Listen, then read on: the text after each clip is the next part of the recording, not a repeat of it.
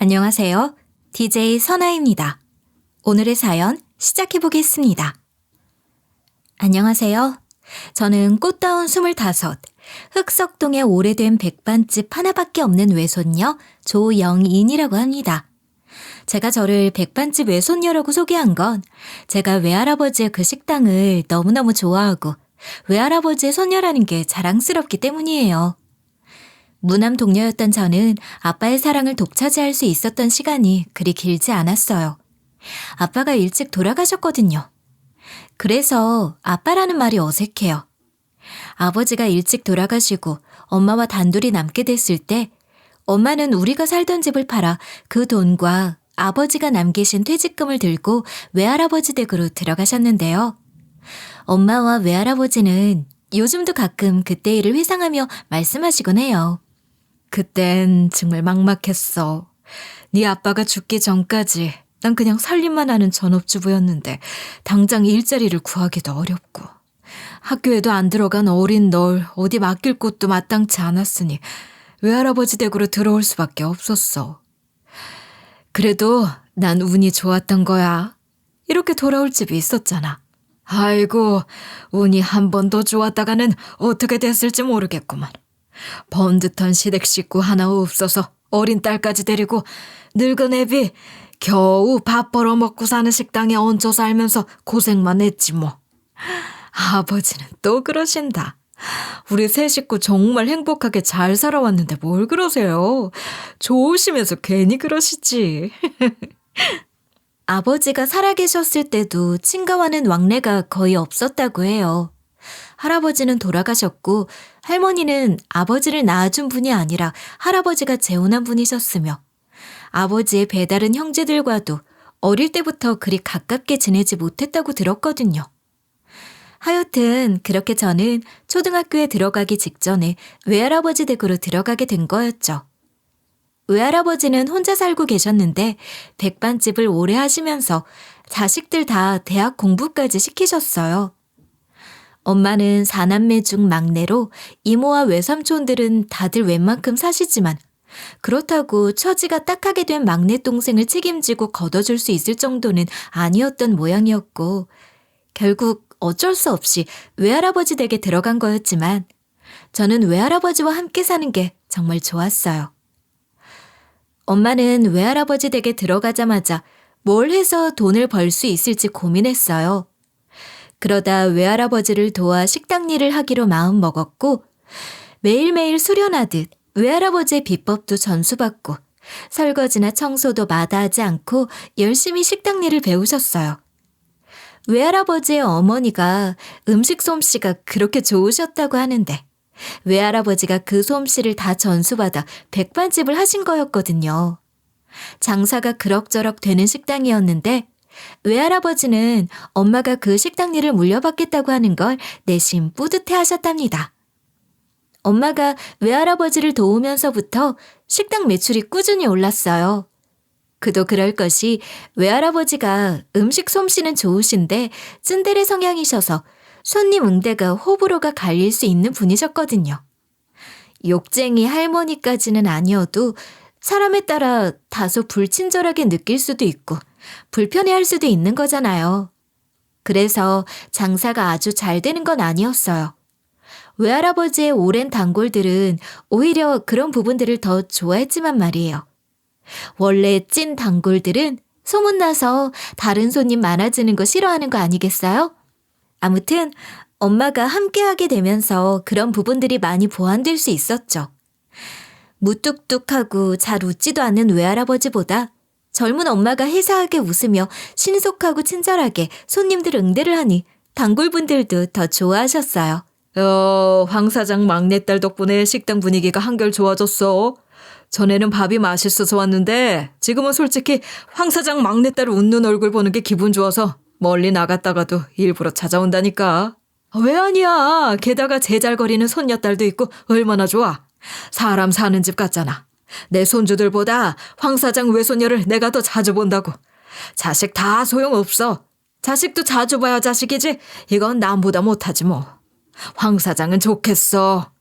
외할아버지 손맛은 그대로 서비스가 좋아졌으니 손님이 느는 게 당연한 일이겠죠? 엄마의 밝은 미소와 제잘거리는 저의 수단은 할아버지 식당을 더욱 정감 있는 곳으로 바꿔놓았답니다. 그렇게 장사가 어느 정도 궤도에 올랐을 때 엄마는 우리 집 한 돈과 아버지 퇴직금을 보태 외할아버지의 식당을 목이 더 좋고 조금 더 넓은 곳으로 옮기자고 했어요. 장사는 더 잘 됐죠. 그렇게 식당이 한창 잘 되던 때 저는 인생의 동반자를 외할아버지 식당에서 만나게 됐답니다. 그때가 제가 대학교 3학년 마지막 학기 기말고사를 앞두고 있었던 주말이라 시험 공부를 하고 있었는데 엄마가 전화를 했던 걸 분명히 기억해요. 영인아, 지금 가게가 너무 바빠. 일손 부족하니까 좀 나와. 나와서 몇 시간이라도 돕고 가.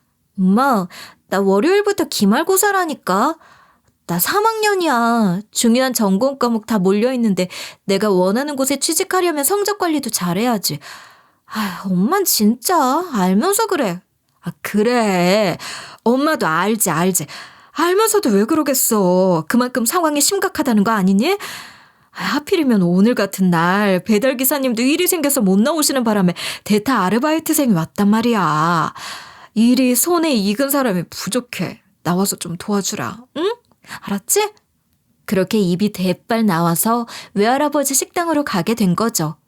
우리 식당이 배달도 같이 하고 있었는데 그 당시는 배달 어플이 지금처럼 보편화되어 있던 건 아니었고 우리 식당에서 월급을 받는 배달 기사님이 따로 계셨는데 그날따라 배달 기사님도 일이 생겨 대타 배달 기사를 보냈던 거예요.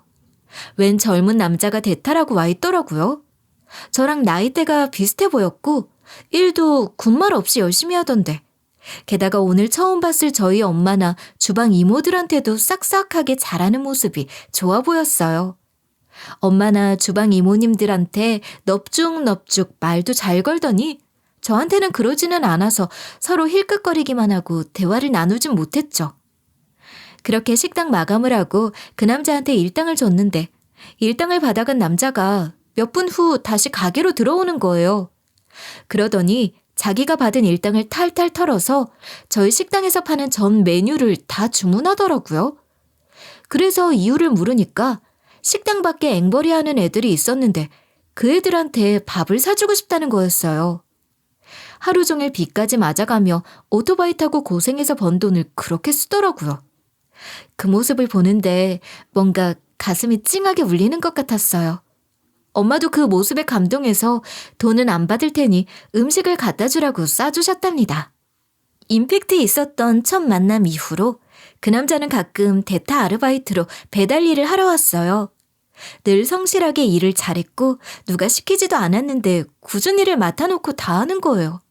쓰레기 버리는 일이라든지 재료 옮기는 거, 취객 상대까지도 척척 잘하더라고요.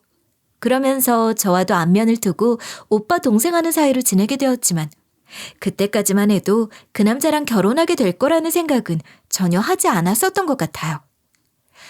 그리고 제가 대학교 졸업반이 됐을 때 저희 식당은 한 번 더 이전을 하게 됐어요. 이번에도 엄마의 결단이 있었죠.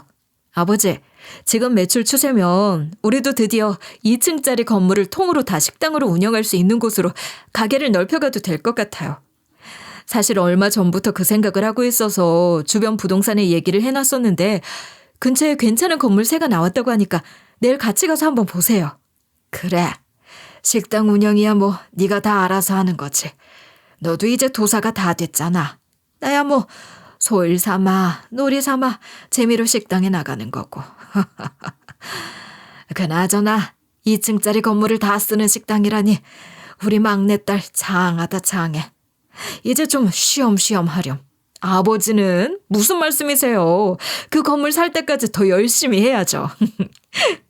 어느새 여든이 다 되신 외할아버지는 엄마에게 식당 운영을 다 맡기고 뒤로 물러가신 지 꽤 됐지만 여전히 식당에 나가셨어요. 이대가 함께하는 식당이라는 이미지가 우리 식당의 강점이었고 저도 엄마도 그 식당은 외할아버지의 식당이라고 생각했죠. 식당이 한창 바쁠 땐 저도 일손을 보태기도 하니 3대가 함께 일하는 모습을 좋게 봐주시는 손님들이 많았고 엄마와 저도 그게 좋았어요. 쭌데레 외할아버지도 내색은 많이 안 하시지만 분명 좋아하시고 계실 거예요. 어쩌면 제일 좋아하실지도 몰라요. 아버지가 일찍 돌아가셨지만 저는 그렇게 외할아버지 엄마와 함께 즐겁고 행복하게 살고 있답니다. 외할아버지 식당은 제게는 어렸을 때부터 집이고 놀이터였던 곳이에요. 그런 환경에서 자란 덕분인지 대학에서도 외식 경영을 전공했고 지금은 학교 다닐 때부터 꾸준히 아르바이트 하던 외국계 프랜차이즈에서 부점장으로 일하고 있답니다. 점장까지 경험하고 본사에서 슈퍼바이저로 일하고 싶은 계획이 있어요. 외할아버지와 엄마의 식당을 물려받을 것인지에 대해서는 아직 마음을 정하지 않았고 좀 더 시간을 두고 더 고민해보고 싶다고 생각해요. 서로를 위하고 아끼는 사랑하는 가족과 함께 살고 있고 하고 싶은 일을 열심히 하면서 앞으로의 계획도 갖고 있으니 저는 지금 누구보다도 안정되고 행복한 삶을 살고 있는 거 아니겠어요? 게다가 대타 배달부로 왔던 그 남자랑 결혼도 앞두고 있었답니다. 지금부터는 그 남자를 예비신랑이라고 부를게요. 예비신랑은 외할아버지 식당에서 했던 것 같은 배달 일을 아르바이트로 병행하면서 대학 졸업 후 1년의 취업 준비 기간을 거쳐 규모가 그리 크진 않아도 전통 있는 호텔 외식부에 입사한 지 2년째가 됐어요. 취직도 했고 어느 정도 적응을 했으니 결혼해서 안정적인 생활을 하기를 원하는 예비신랑과 예비시댁의 바람으로 결혼 준비가 진행된 거죠. 엄마, 오빠네 집에서 결혼 말씀을 하시는데 어떡하지? 오빠가 좋은 사람인 건 알지만 내가 아직 나이도 어리고 하고 싶은 일도 많고 그래서 조금 망설여지긴 해. 망설여지는 이유는 그것뿐이야? 윤민이네 집 형편이 어려운 건 괜찮고? 난 그런 건 정말 아무 상관없어. 오빠가 그러더라고.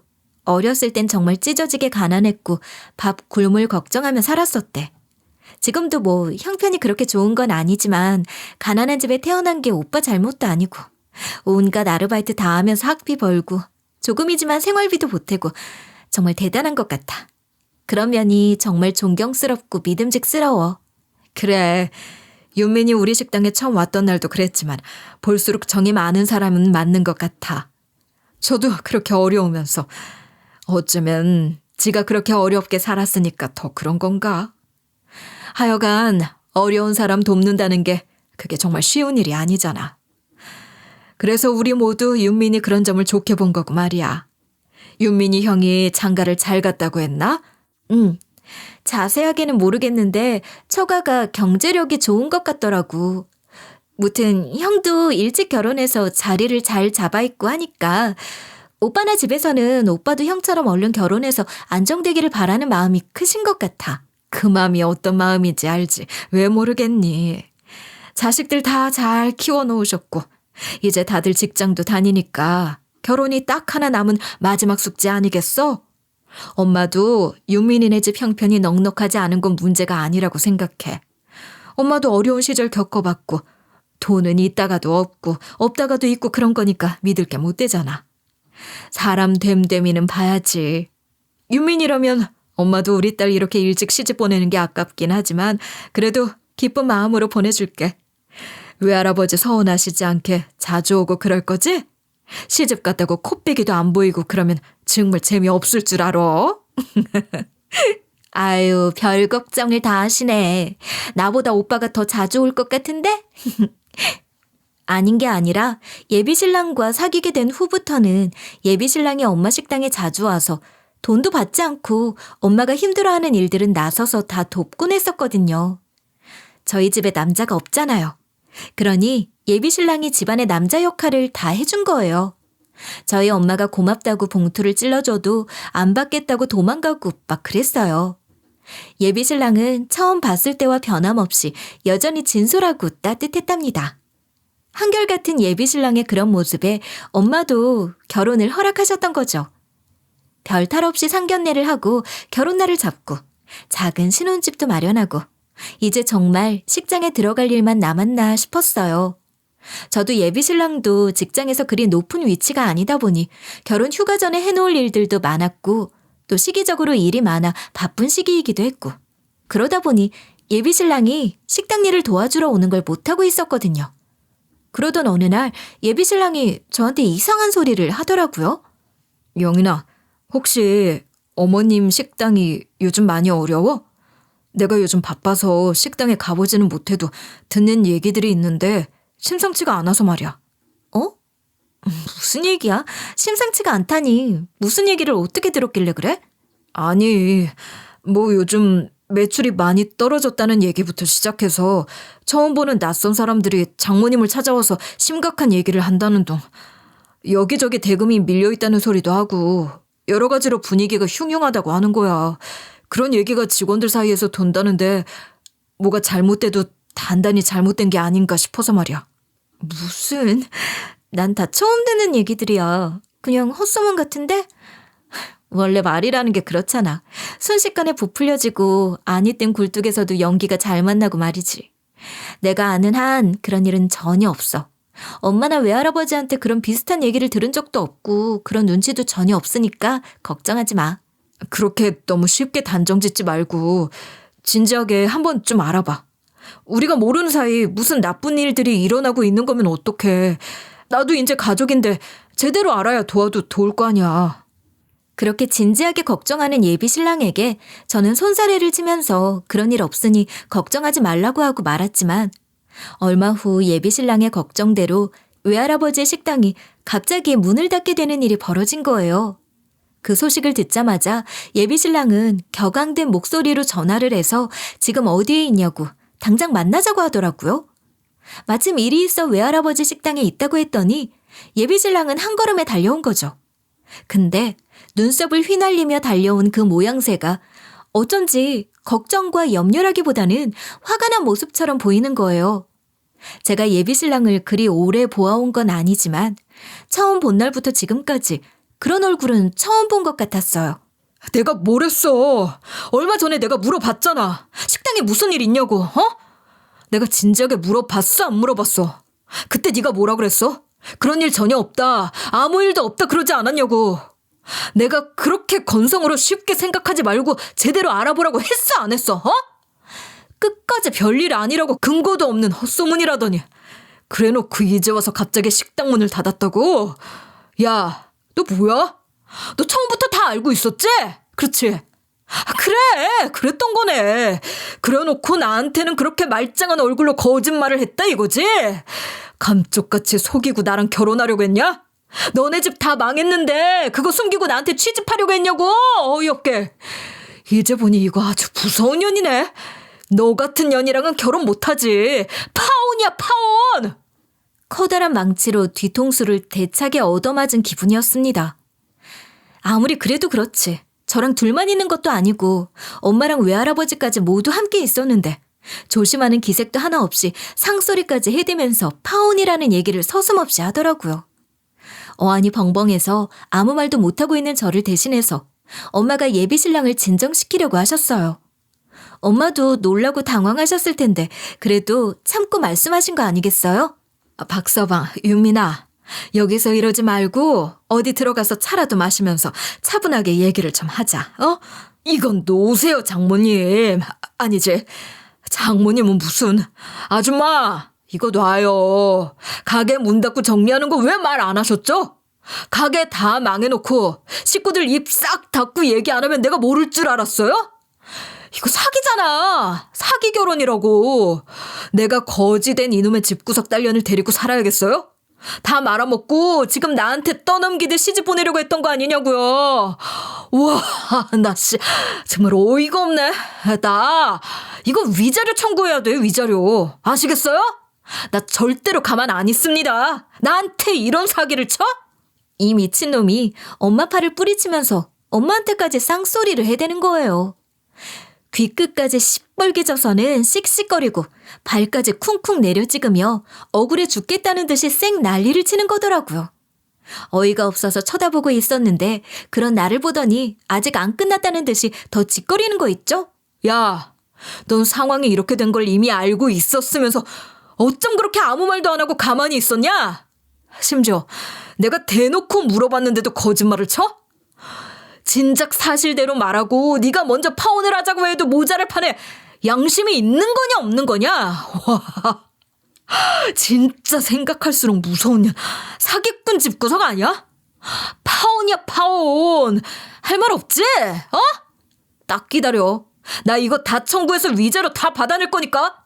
제가 좋은 사람이라고 믿고 결혼까지 생각했던 사람이 이런 인간이었다니. 그 인간이 실체를 드러내고 그 꼴을 보이는데 저는 어이가 없으면서도 웃음이 터져나오는 걸 참을 수가 없었어요. 그 인간이 모르는 사실이 있었거든요.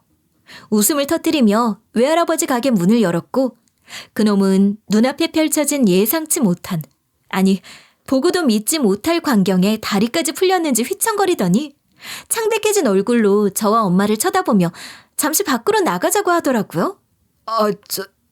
영인아, 잠시만 밖으로 나가서 얘기 좀 하자. 장모님, 아까 말씀하셨던 그 카페로 가실까요? 제가 바로 모실게요. 왜? 갑자기 무슨 할 말이 생겼나? 자네 얘기는 이미 충분히 들을 만큼 들었으니 우리는 더 들을 얘기가 없어. 아니, 그게 아니라요, 장모님. 저기 영인아, 잠깐이면 돼. 일단 밖으로 나가자. 나 좀 살려줘. 제발 얼른 여기서 나가자고. 내가 왜? 뭐 살려줘? 나 정말 아까부터 웃음이 터져나오는 걸 참을 수가 없네. 그만 좀 웃길래? 필사적으로 제 팔을 잡고 늘어지며 우선 잠깐만 밖에 나가서 따로 얘기를 하자고 필사적으로 달려드는 예비신랑 뒤에서 그런 예비신랑의 이름을 부르는 소리가 들렸죠. 아니, 박윤민 사원 아닌가? 맞지? 자네가 여긴 웬일인가? 예비신랑을 알아본 목소리가 들리자 예비신랑은 나라 잃은 표정으로 엉거주춤 인사를 하더라고요. 예비신랑을 알아본 사람은 예비신랑이 다니는 호텔의 같은 부서 부장님이셨고 호텔 사장님과 동행한 거였죠. 예비신랑이 그렇게 벌벌 떤 것도 그 부장님뿐만 아니라 사장님까지 계셨기 때문이었을 테고 말이에요. 이쯤 되면 듣고 계시는 여러분들께서도 무슨 영문인지 궁금하실 테니까 자초지종을 말씀드릴게요. 외할아버지 식당이 잠시 문을 닫은 건 맞지만 망해서 닫은 건 아니랍니다. 어떤 특별한 제안 같은 걸 받고 공사를 하고 있었던 거였어요.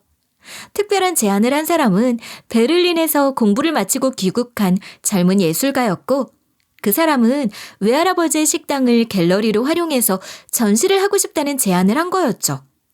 공간만 빌리겠다는 게 아니라 작품을 전시하는 공간인 동시에 식당으로서의 기능도 계속하게 하는, 말하자면 일종의 콜라보레이션 같은 것을 제안한 거예요. 그 젊은 예술가가 귀국 전시회의 주제로 정한 것이 한국에 대한 그리움이었는데 거기에는 외할아버지 식당에 대한 사연도 있었기에 그 공간을 활용한 전시를 하고 싶다고 했다고 해요. 젊은 예술가가 하고자 하는 전시는 설치미술과 그래피티 등을 활용한 실용적이면서도 실험적인, 그러면서도 한국적인 정서를 잃지 않은 것이었기 때문에 외할아버지와 엄마 모두 찬성을 했던 거고요. 그리고 거기에는 또 하나의 사연이 있었답니다. 세상에, 그 꼬맹이가 언제 저렇게 커서는 촉망받는 젊은 아티스트라는 소리를 듣고 있다네요. 아버지도 감회가 새로우시죠? 아니 엄마, 난 그보다 그 영감님이 호텔 사장님이라는 게 더 놀라워. 그렇게 자주 오시는 건 아니지만 꽤 오래전부터 오셨던 분이잖아. 맨날 혼자 오셔서 식사만 딱 하고 가시던 분. 나도 기억나. 그러니까 말이야. 계절 바뀔 때마다 한 번씩은 꼬박꼬박 들른 게 꼽아보니 벌써 37년째인가 그렇더라고. 내가 혼자서 조그맣게 식당을 할 때부터였으니까 말이야. 수행비서도 없이 혼자 늘 수수한 차림이어서 그저 평범한 사람인 줄로만 알았는데 그렇게 대단한 사람일 줄이야 누가 알았겠어? 왜 아니겠어요. 늘 말도 없이 조용히 밥만 드시길래 가족도 없는 외로운 사람인가 싶어서 아버지랑 저랑 둘이서 안 됐다 소리를 한 적도 있었잖아요. 꼬맹이 손자를 처음 데려왔을 때 그래도 가족은 있나 보다 하면서 다행이다 그러기도 했고 말이에요. 세상 참 재밌어요. 게다가 그분이 그 썩을 놈이 다니는 회사 사장님일 줄은 또 누가 알았겠냐고요. 지금 생각해도 소름이다 소름. 네, 맞아요. 그 젊은 예술가는 예비신랑이 다니는 호텔 사장님의 손자였고 호텔 사장님은 외할아버지가 혼자 식당을 하실 때부터 식당에 오시던 분이었죠. 젊은 예술가도 할아버지인 호텔 사장님을 따라 식당에 몇 번쯤 온 적이 있었는데 중학교 때부터 베를린에서 유학을 했다고 해요. 그런데 희한하게도 한국이 그리워질 때면 외할아버지 식당이 생각났다는 거예요. 그래서 잠시 한국에 나오면 꼭 외할아버지 식당에 들르곤 했다는데 엄마도 외할아버지도 그 젊은 예술가의 할아버지에 대해서 전혀 아는 것이 없었던 거죠. 젊은 예술가가 식당과 본인 전시회의 콜라보레이션을 제안하면서 그 호텔 사장의 정체도 밝혀지게 됐는데 그분이 호텔 사장이라는 것에 한 번 놀라고 그 호텔이 예비신랑이 다니는 호텔이라는 것에 2번 놀랐다니까요. 그런데 그때 외할아버지가 대뜸 그 사실을 예비신랑에게도 당분간 비밀로 하는 게 좋겠다고 하셨답니다. 사실 내가 계속 말은 안 하고 있었는데 나는 어쩐지 그 녀석이 석연치가 않아. 뭔진 모르겠는데 썩 마음에 들지가 않았단 말이지. 겉보기에는 인정 많고 어려운 사람도 잘 돌보고 누가 시키지 않아도 알아서 일도 잘 찾아서 하고 흠잡을 데가 없었으니 뭐라고 말하기가 어려웠지. 특별한 이유를 꼽을 수는 없지만 느낌이 그래. 그런데 마침 이런 상황이 생기고 보니 이참에 그 녀석을 시험해보면 어떨까 싶은 생각이 들더구나. 할아버지는 오빠가 어떤 의도를 갖고 저한테 접근했다고 생각하시는 거예요?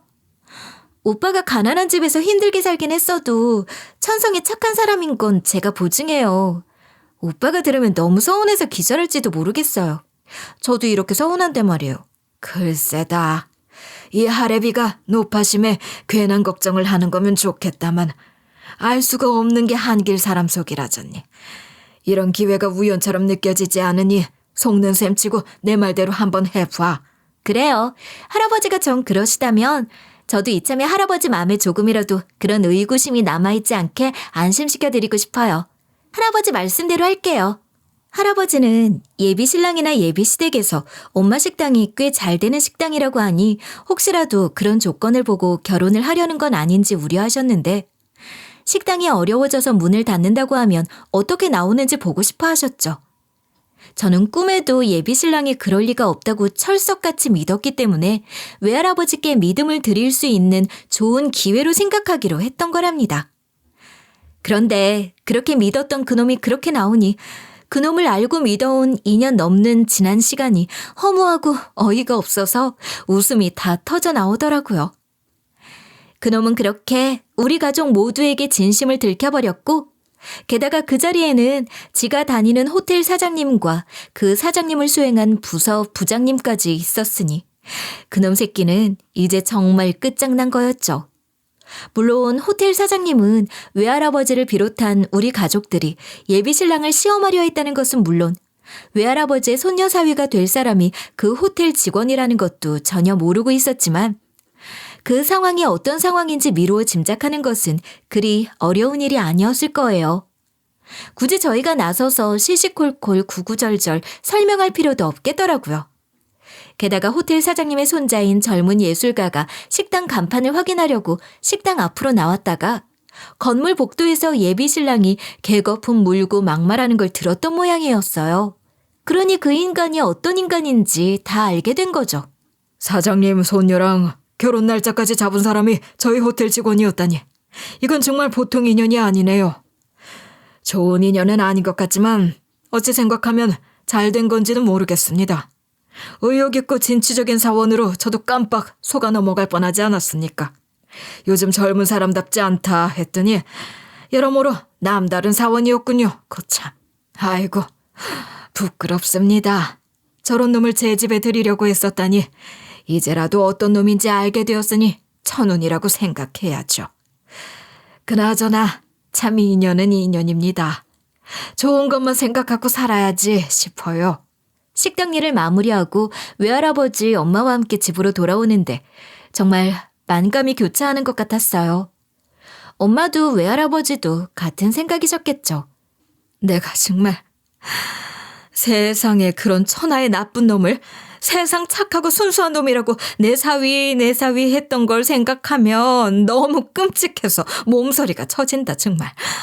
세상에 그런 도둑놈 같은 놈인 줄도 모르고 요즘 애들 같지 않게 바르고 착하다고 생각했지 뭐야. 지금 생각해보면 모든 게 다 너무 어색했어. 잘 짜인 각본이었던 건데 말이야. 작정하고 그럴 수 있을 거라고는 단 한 번도 생각해 본 적이 없어. 의심 같은 걸 해본 적이 없는 거지. 세상에. 내 사위처럼 착하고 바른 청년이 또 어디 있겠나 했는데 세상에 그런 놈은 없는 건가. 아, 일이 이렇게 되고 보니 하는 말이지만 이게 다 운명 같아요. 아버지가 그런 생각을 하신 것도 그렇고 마침 그 사장님이 여기 와 계실 때 그놈 자식이 들이닥친 것도 그렇고 말이야. 하늘이 도운 게 아니고 뭐겠어? 그런 게 운명이지 별게 운명이니? 엄마, 내 말이 그 말이야. 내가 오늘 제대로 나를 잡고 누구처럼 작정을 하고 그놈을 불러들인 게 아닌데 누가 봐도 의도적으로 그런 것 같잖아. 하필 그놈이 오늘 그 얘기를 어디서 들어가지고 게다가 내 얘기를 다 듣지도 않고 식당에 문을 닫았다고 하니 흥분해서 득달같이 달려오는 바람에 일이 이렇게 된 거 아니야. 지발로 지가 나서서 자발적으로 지네 회사 사장님, 부장님 다 있는 곳에서 지가 어떤 인간인지 그 실체를 스스로 까발린 거나 다름없잖아. 그것보다 확실한 게 없지 뭐예요. 빼도 박도 못하게 현장에서 딱 걸린 거지. 아닌 게 아니라 정말이지 그런 상황을 제가 의도한 건 아니었거든요. 그도 그럴 것이 저는 예비 신랑을 한치의 의심도 없이 굳게 믿고 있었는데 그럴 리가 없죠. 엄마 말처럼 운명 같은 게 정말 있는 걸까요?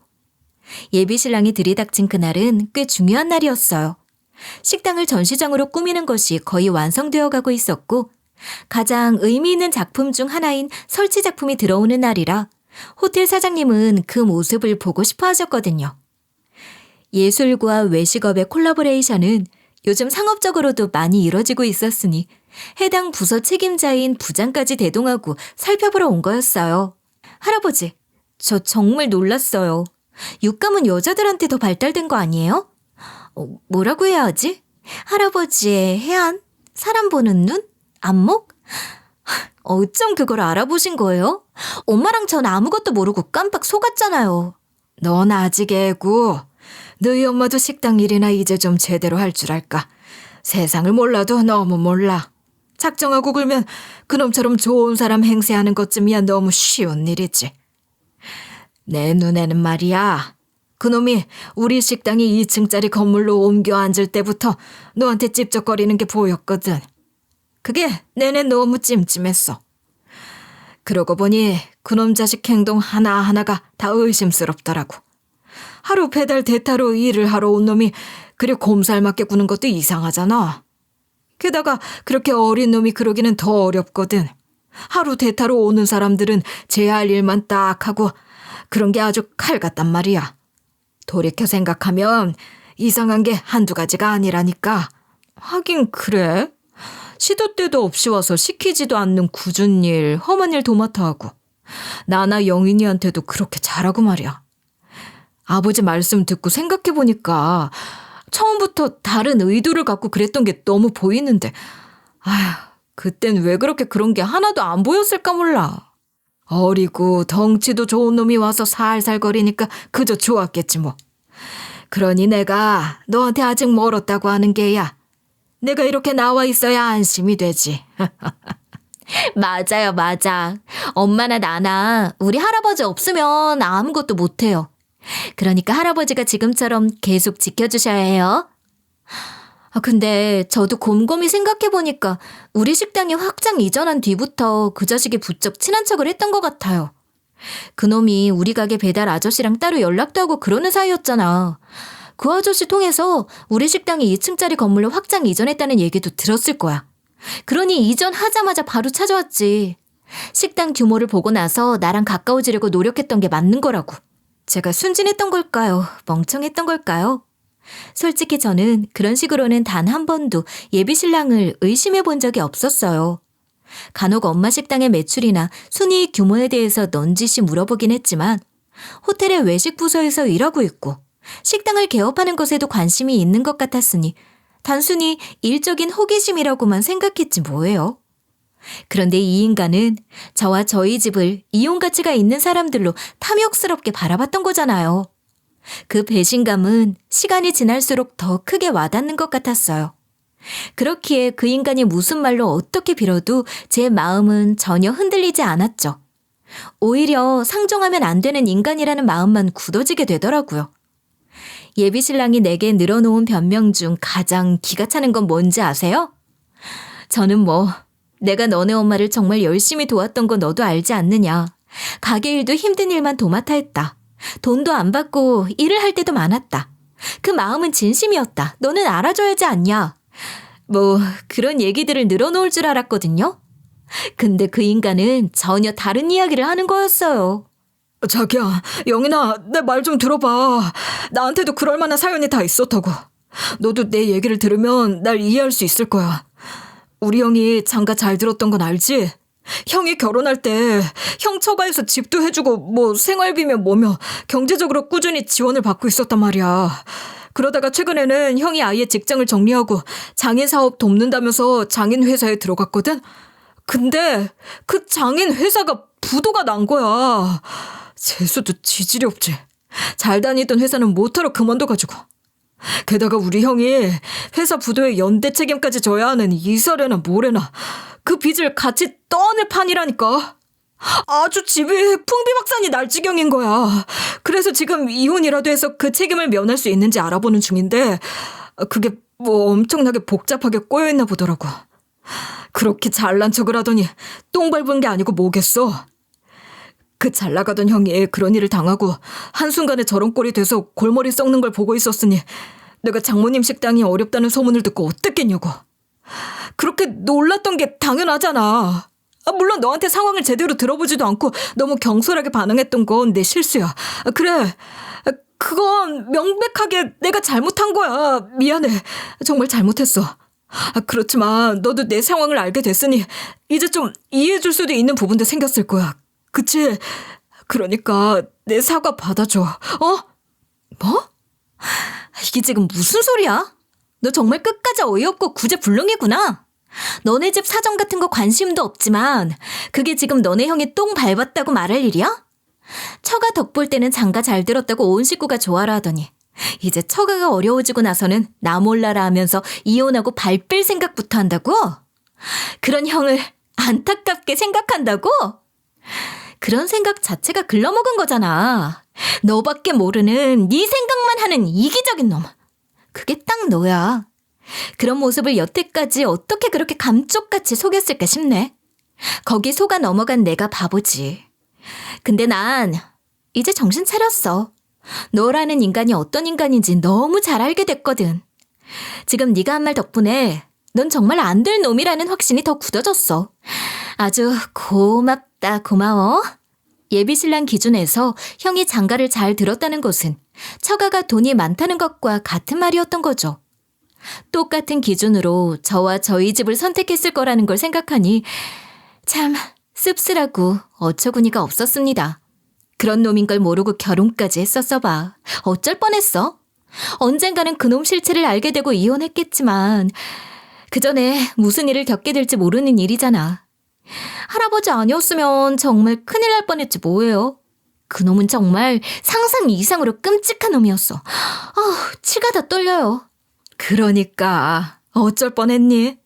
난 정말 그놈을 아들처럼 생각했고 솔직히 의지를 많이 했던 것도 사실이지 뭐. 정말 믿어도 되는 놈이라고 생각했어.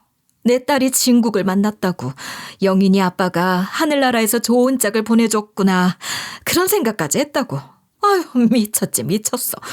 아버지 아니었으면 우린 정말 깜빡 속아 넘어가서는 간이고 쓸개고 다 빼줬을지도 몰라. 세상에 무서운 놈. 망할 놈이 아주 작정하고 달려든 것도 모르고 말이야. 그런 말도 이제 더 할 것도 없어. 그런 놈은 제 발에 걸려 넘어지게 돼 있는 거지. 듣자 하니 그놈 회사에서도 어려워진 모양이더라. 낮에 그 부장인가 하는 사람이 식당에 와서 또 이것저것 확인하고 갔는데 그러더라고. 자기가 소문을 낸 게 아닌데 청첩장까지 돌려놓고 결혼을 안 하게 됐다고 하니까 이런저런 말들이 돌고 그놈 자식이 어떤 놈인지 알려지고 그랬다는 거야.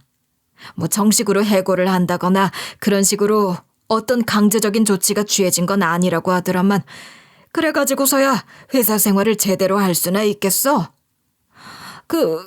뭐라더라? 인성 쓰레기? 그런 말이 다 있는지 모르겠다만 그놈한테 딱 어울리는 말이잖아.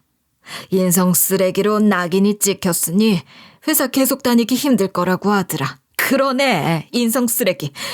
그놈 자식한테 딱 어울리는 말. 아니, 과분한 말인가? 무튼 1년 꼬박 준비해서 어렵게 들어간 호텔인데 얼마 다니지도 못하고 쫓겨나게 생긴 거 아니야. 게다가 뭐 때문에 퇴사했다고 할 거래? 끝장난 거지 뭐. 꼴 좋다. 자업자득이야. 우리 영인이가 그런 놈한테 시집 갈 뻔했던 걸 생각하면 나도 끔찍해서 소름이 다 끼치네. 아닌 게 아니라 엄마 말처럼 그놈은 저를 또 찾아와서 통사정을 하더라고요. 내가 호텔에 입사하려고 얼마나 노력했는지 네가 제일 잘 알잖아. 옆에서 다 봤잖아. 나 정말 열심히 살았어. 그건 너도 인정해줘야지. 그치? 나 아직 입사한 지 3년도 못 채웠는데 지금 나가면 제대로 된 경력으로 인정도 못 받아. 게다가 이런 일로 퇴사한 게 알려져 봐. 나한테는 회복하기 어려운 데미지라고. 내가 그렇게까지 되는 걸 바라는 건 아니지? 영인아, 내가 한번 실수를 하긴 했지만 지금 정말 반성하고 있어. 잘못했어. 진짜야. 나 한 번만 살려줘. 파워는 없던 일로 하고 우리가 다시 결혼만 하면 지금 돌고 있는 그런 소문들도 금방 잠잠해질 거야. 그러니까 한 번만 다시 생각해줘. 아니. 그리고 우리 호텔 사장님이랑 그렇게 각별한 사이인데 결혼하고 나서 나중에 자기가 중간에서 내 얘기도 잘 좀 해주고 그러면 그보다 더 좋은 게 어디 있겠어. 안 그래? 우리 다시 잘해보자. 나 정말 잘할 수 있어. 자신 있다고. 지금 무슨 헛소리를 하는 거야. 네가 퇴사를 하든 말든 네 형이 처가 빚을 떠안든 그게 싫어 도망치듯 이혼을 하든 나는 아무 상관도 없고 관심도 없어. 그러니까 앞으로 너랑 관련된 어떤 얘기도 더 이상 듣고 싶지 않아. 다시는 찾아오지도 말고 이런 식으로도 연락하지 마. 다 차단할 거니까. 내가 지금 이렇게 경고하는데도 무시하고 자꾸 그러면 내가 너네 회사에다 정식으로 다 까발려 줄 테니까 알아서 해. 지금 내가 이렇게 가만히 있어주는 것만으로도 고맙게 생각하란 얘기야. 알아들어? 그렇게 겁을 줬더니 그놈은 터덜터덜 돌아갔고 그 뒤로는 저나 저희 가족에게 따로 연락을 하지는 않았어요. 연락하는 식당 직원을 통해 우리 식구들 얘기를 물어보곤 한다는 얘기는 들었지만 그러거나 말거나 상관 안 하면 그만이죠 뭐. 회사에서는 금방 나왔다나 봐요. 더 버티기 힘들었을 테니까요. 다시 아르바이트 하면서 이직 준비를 한다는데 알게 뭐예요. 어디 또 저같이 속 없고 순진한 여자 꼬셔서 처가 덕볼 궁리를 하고 있는 건지도 모르죠. 저 같은 피해자가 생기면 안 되니까 이 인간 실체를 인터넷 같은 데다 알려야 하나 싶은 생각도 들더라니까요. 공익 차원에서 말이에요. 근데 이미 어느 정도는 소문이 났을 테니 어디 생판 모르는 사람들만 있는 지방으로 가지 않는 이상 그러기는 힘들 거예요. 작정하고 그렇게 나서는 거면 그건 완전 사기꾼 되는 거죠. 그 지경까지는 가지 않고 이제라도 정신 차리고 착실하게 분수에 맞는 생활하면서 열심히 살기를 바라는 마음이네요. 외할아버지의 식당은 그 호텔 사장님의 손자인 젊은 예술가의 작품 전시를 겸한 공간으로서의 단장을 끝내고 다시 문을 열었어요. 장사가 좀 잘 될 뿐인 평범한 식당이 예술 공간으로 특별한 시도를 한 거니까 나름대로 관심도 받고 있어요. 가게 문 열자마자 여기저기서 취재하고 싶다는 연락이 더러오더라. 신기해 죽겠어. 메이저 언론사는 아니지만 지역에서 발행하는 잡지 같은 건데 무가지로 비치해두고 가져가라고 하는 그런 잡지라고 하더라고. 암튼 거기에서 취재도 하고 싶다고 하고 구청 소식지에서도 우리 식당 이야기를 싣고 싶다고 하는 거야. 공짜로 홍보도 되고 난생 처음 인터뷰 같은 것도 해보게 생겼지 뭐야. 나 미용실 가서 머리도 좀 하고 화장도 좀 하고 그래야 하나? 설아. 자연스러운 게 좋은 거야. 영인아, 네 엄마 좀 말려봐. 하루 종일 들떠서는 저러는구나.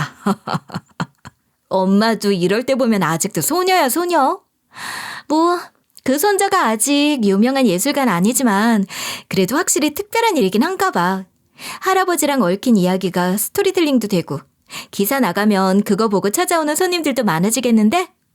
동네 식당이 새롭게 특별한 시도를 하는 것이니 동네 사람들에겐 이미 소문이 다 났고 우연히 다녀간 젊은 손님들이 SNS에 올린 덕분에 일부러 멀리서 찾아오는 손님들도 생겼으니 이만하면 이미 나름대로 화제몰이를 하고 있는 셈이랍니다. 기사가 나가면 더 하겠죠?